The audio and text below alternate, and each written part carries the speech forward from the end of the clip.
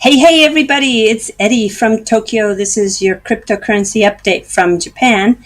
It is Friday, the 6th of April, 2018. Oh, there's a lot going on. Not surprised. It's a busy time in this crypto space. So I had a request from one of the subscribers to look into the Verge story. There's a big announcement coming on the 17th of this month.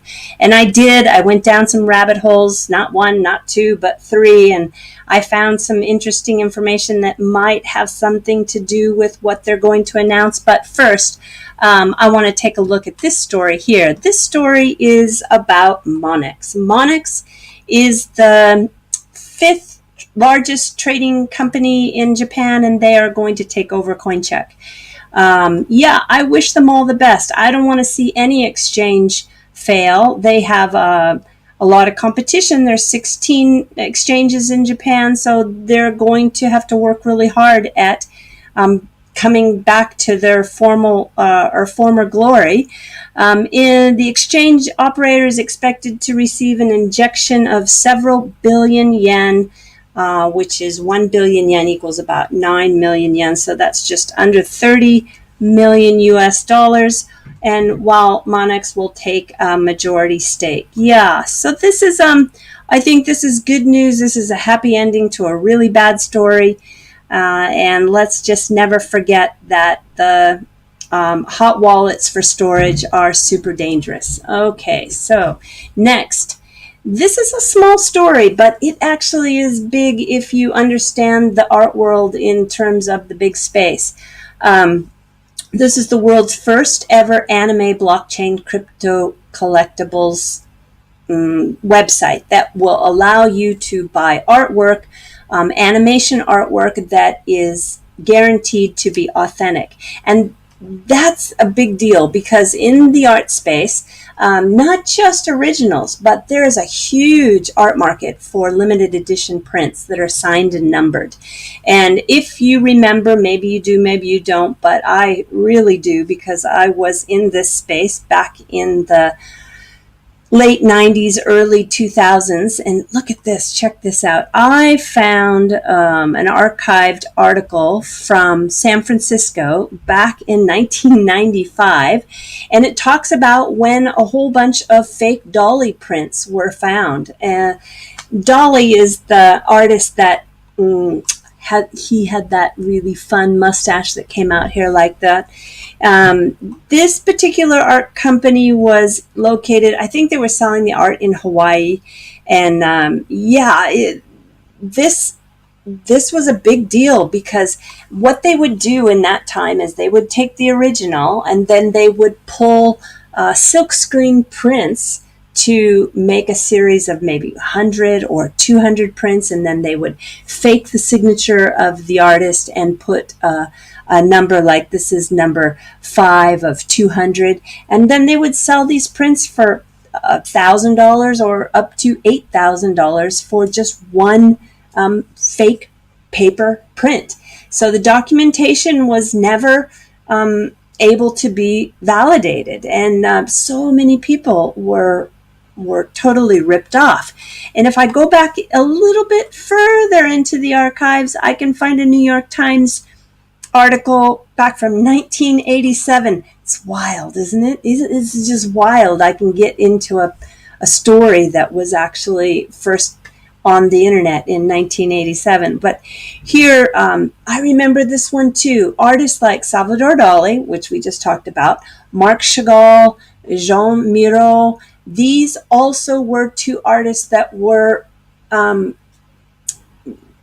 used to make these fake prints, and people went to jail for this. This was really, really a big deal at the time. So now, if you want to buy a piece of animation art, here is one of the examples. It's so cute. It's so typical Japanese too in terms of the story behind the character. So here you go. This is the character Chugoku Usagi, and even the character has a height, 147 centimeters. She has a birth date of June 29th, and her age is 14.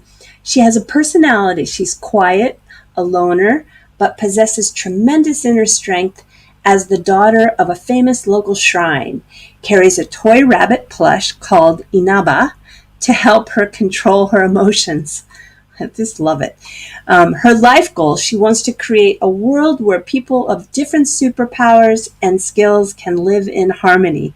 And her superpower is part of a network of daughters of shrines, and she has access to many mysterious news and happenings across the country.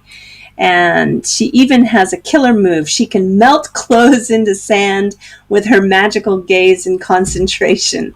I just love this. So if you want to buy this, you can on the CryptoAnime site, and you can then interface with the MetaMask, which is another great Chrome extension, or you can use it on the Brave browser. The Brave browser, of course, was created by the same creator as JavaScript, which has some really fabulous features, which I recommend. And I should be on it right now. I have it, but I'm using the Google Chrome, as you can see right now. So anyway, this MetaMask will allow you to bridge between the visitor and the distributed merchandise, and it will provide a blockchain technology so that it can be authenticated, and you'll have like a provenance, which is the same thing as a certificate of authenticity, which is also sometimes just called the documentation. So we won't have people so easily able to produce fakes and take advantage of buyers who just have too much trust. Okay, so I'm happy to see this. This is a great story. Slush. Slush, which started in Helsinki, Finland, was in Tokyo just this end of March, and it ended on the 29th. The reason why I bring this up is because some of the videos from this event just started to show up on YouTube. So if you put in SLUSH Tokyo 2018, you can see what was happening, some of the speakers, some of the events, and it's just like Comdex was back in what was it, 1979 to 2002, and then later became the Consumer Electronics Show. It's where all the people who are in the space that have ideas and are trying to pitch their next best invention to investors, and people really perfect the elevator pitch. This is where these types of events happen. So super exciting. I have something funny to tell you about. But before I do that, Slush, 7,000 attendees, 900 startups, and there were 200 investors. So I hope there was some great marriages between the startups and investors, and no doubt we're going to see something that comes out of this.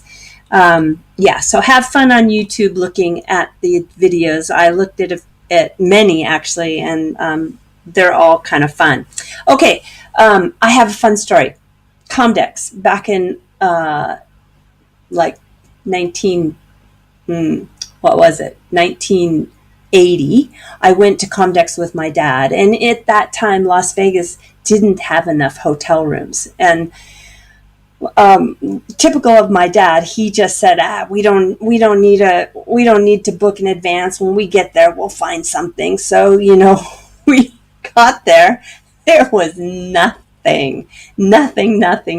People were sleeping in their car. But my dad is just the eternal optimist.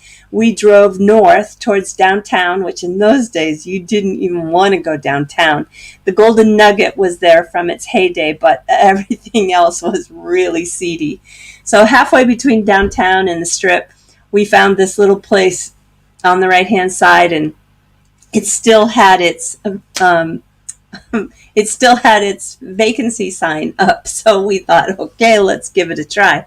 He wanted $100 for the room, which in those days, that was a lot of money. And we said, well, yeah, I guess. So we both went in. It's a motel style, the old drive up in front of the door, and you've got the window, and inside there's two beds, and it's typical old American motel. So we got in, and we were just super relieved and tired, and we were going to bed. So we shut off the lights. All of a sudden, there was a sound of like 1,000 crickets, and the whole floor was full of crickets. I mean, covered like carpet thick of crickets. So we didn't move because we had no place. I didn't want to sleep in the car, so we just slept all night with the light on.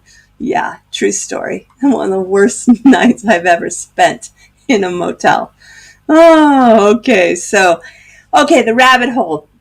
Verge. So what is it that they're going to announce? Let's see here. I just closed down one of my tabs, but that's okay. I can do it. So, Verge is just did a deal with TokenPay, and maybe possibly because if you go to the TokenPay website, I think they're the key to what's going to be announced. They have a team that was just recently in Faja, and they kind of talk that soon coming is some casino business in the gambling gaming space. So I went to the legal gambling and law site, and sure enough, there's an announcement about TokenPay and Verge being a big player, and it says that the merchant tool platform will support payments in Verge and TPay, fast and secure transactions for businesses and consumers, and that demand privacy. Cash outs to Bitcoin in a real-time exchange will be supported by the first version of the API and debit card solution to follow. So I thought, okay, so maybe this is what's happening. And then also the one tab I closed down talked about eBay. eBay is going to say bye-bye to PayPal. Well, I actually have said bye-bye to PayPal, but PayPal will remain in use for another couple of years as they transition out officially. And they announced Adyen, which is a Dutch company, to do their back end. So I started thinking, well, maybe eBay thought it would be a good idea to use the blockchain technology because the tokenization is a part of Adyen's business model. And I thought, well, maybe they want to add this Verge, Bitcoin currency payment system, and it would make sense, but I don't know.